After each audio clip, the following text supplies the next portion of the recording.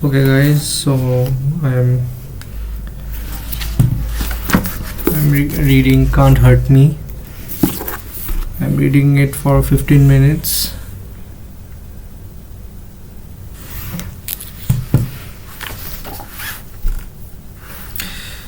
The passenger pointed and yelled through his open window. We didn't overreact. We put our heads down and kept walking at the same pace until we heard that beat to shit truck squeal to a stop on a patch of gravel and pick up a dust storm. That's when I turned and saw the passenger, a scruffy looking redneck, exit the cab of the truck with a pistol in his hand. He aimed it at my head as he stalked toward me. Where the you from, and why the you here in this town? Damien eased down the road, while I locked eyes with the gunman and said nothing. He stepped within 2 feet of me. The threat of violence doesn't get much more real than that. Chills ripple my skin, but I refuse to run or cover. After a few seconds, he got back in the truck and they sped off. It wasn't the first time I heard the word. Not long before that, I was hanging out in Pizza Hut with Johnny and a couple of girls, including brunette I liked named Pam. She liked me too, but we never acted on. We were two innocents enjoying one another's company. But when her father arrived to take her home, he caught sight of us, and when Pam saw him, her face went ghost white. He burst into the back restaurant and stalked toward us with all eyes on him. He never addressed me. He just locked eyes with her and said, "I don't want you to see and want you to ever see you sitting with this again." She hustled out the door after him, her face red with shame as I sat paralyzed, staring at the floor. It was the most humiliating moment of my life, and it hurt much more than the gun incident, because it happened in public, and the word I had been spewed by a grown-ass man. I couldn't understand how or why he was filled with so much hate, and if he felt that way, how many other people in Brazil shared his point of view when they saw me walking down the street. It was a sort of a riddle you didn't want to solve. They won't call on me if they can't see me. That was how I operated during my sophomore year in high school in Brazil, Indiana. I I would hide out in the back rows, slump low in my chair, and sidestep my way through each and every class. Our high school made us take a foreign language that year, which was funny to me. Not because I couldn't see the value, but because I could barely read English, let alone understand Spanish. By then, after a good 8 years of cheating, my ignorance had crystallized. I kept leveling up in school on track, but hadn't learned a damn thing. I was one of those kids who thought he was gaming the system when the whole time I'd been gaming myself. One morning, after about halfway through the school year, I milled into Spanish class and grabbed my workbook from a back cupboard. There was a technique involved in skating by. You didn't have to pay attention, but you did have to make it seem like you were. So I slumped into my seat, opened up my workbook, and fixed my gaze on the teacher who lectured from the front of the room.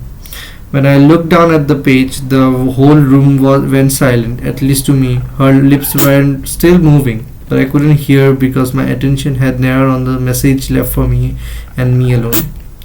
We each had our own assigned workbook in that class, and my name was written in pencil at the top right corner of the title page. That's how they knew it was mine. Below that, someone had drawn an image of me in a noose. It looked rudimentary, like something out of the hangman game we used to play as kids.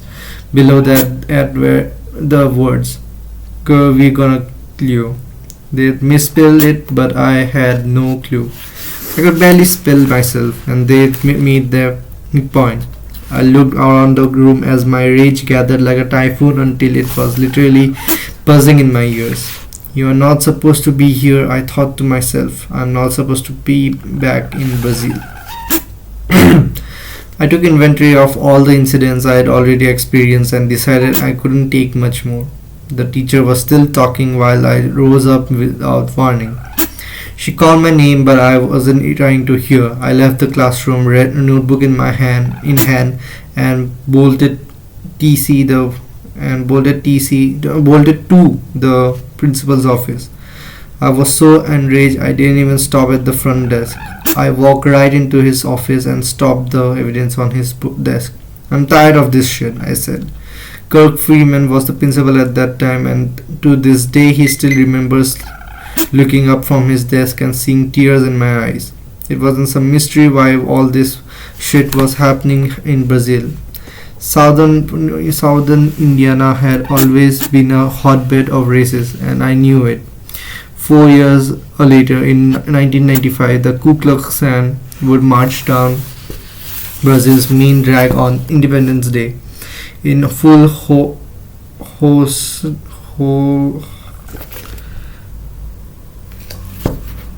regalia. The KKK was active in Center Point, a town located not 15 minutes away, and kids from there went to our school.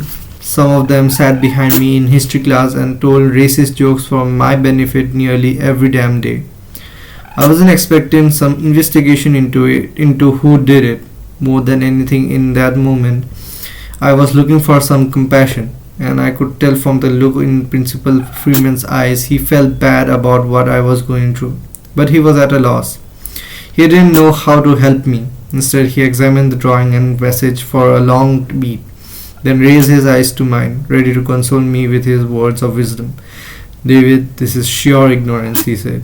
They don't even know how to spell "gur." My life had been threatened, and that was the best he could do. The loneliness I felt leaving his office is something I will never forget. It was scary to think that there was so much hate flowing through the halls, and that someone I didn't even know wanted me dead because of the color of my skin. The same question kept looping through my mind. Who the is out here who hates me like this? I had no idea who my enemy was. Was it one of the rednecks from history class, or was it somebody I thought I was cool with but really didn't like me at all?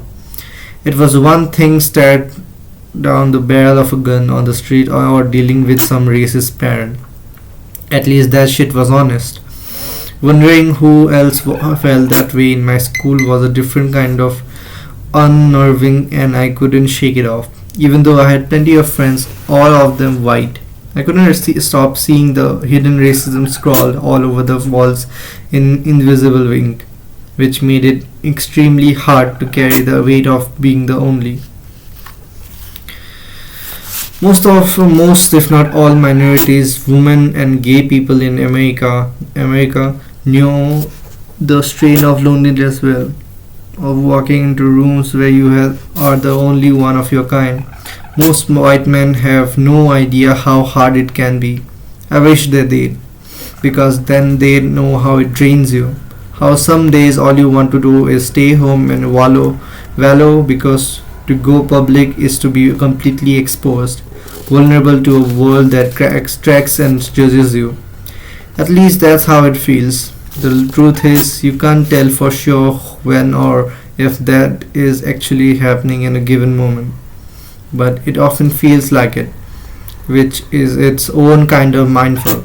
In Brazil, I was the only everywhere I went. At my table in the cafeteria where I chilled at lunch with Johnny and our crew, in every class I took, even in the damn basketball gym. By the end of the year, I turned 16 and my grandfather bought me a used doo-doo brown Chevy Citroen. One of the first mornings I ever drove it to school, someone spray painted the word "G" on my driver's side door. This time they spelled it correctly, and Principal Freeman was again at loss for words. The fury they churned within me that day was indescribable, but it didn't radiate out. It broke me down from within. because I hadn't yet learned what to do or when to channel that much emotion. Was I supposed to fight everybody? I'd been suspended from school 3 times for fighting, and by now I was almost numb. Instead, I withdrew and fell into the well of black nationalism.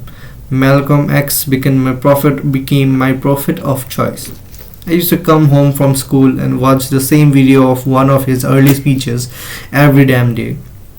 I was trying to find comfort somewhere, and the way he analyzed history and spun black hopelessness into rage nourished me. Though most of his political and economics philosophies went over my head, it was his anger at a system made by and for white people that I connected with because I lived in a haze of hate, trapped in my own fruitless rage and ignorance. But I wasn't Nation of Islam material. That shit took discipline, and I had none of that. Instead, by my junior year,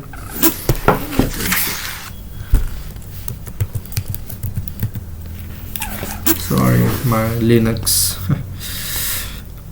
I went out of my way to piss off people by becoming the exact stereotype racist while people loathed and feared. I wore my pants down below my ass every day. I ghetto-wired my car stereo to house speakers which filled the trunk of my Citroen. I rattled windows when I cruised down Brazil's main drag blasting Snoop's Gin and Juice. I put 3 of those shag carpets covers over my steering wheel and dangled a pair of fuzzy dice from the rear view. Every morning before the school, I stared into our bathroom mirror and came up with new ways to fuck with the racists at my school. I even concocted wild hairdos.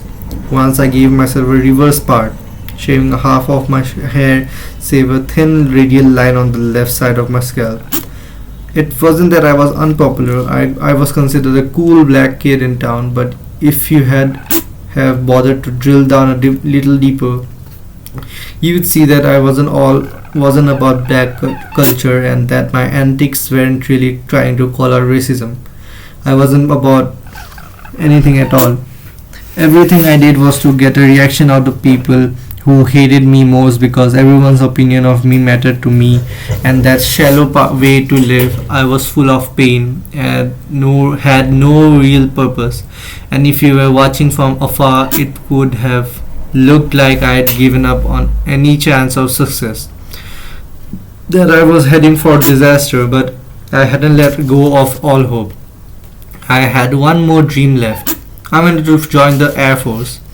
My grandfather had been a cook in the Air Force for 37 years, and he was so proud of his service that even after he retired, he'd wear his dress uniform to church on Sundays and his workaday uniform midweek just to sit on the damn porch. That level of pride inspired me to join the Civil Air Patrol, the civilian auxiliary of the Air Force. We met once a week, marched in formation, and learned about the various jobs available in the Air Force from officers, which is how I became fascinated with pararescue. The guys who jump out of airplanes to pull down pilots of the harm's way.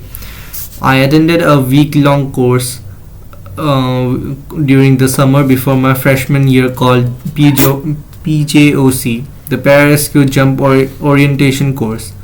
As usual, I was the only. One day, a pararescueman named Scott Guerin came to speak, and he had a fucker of a story to tell.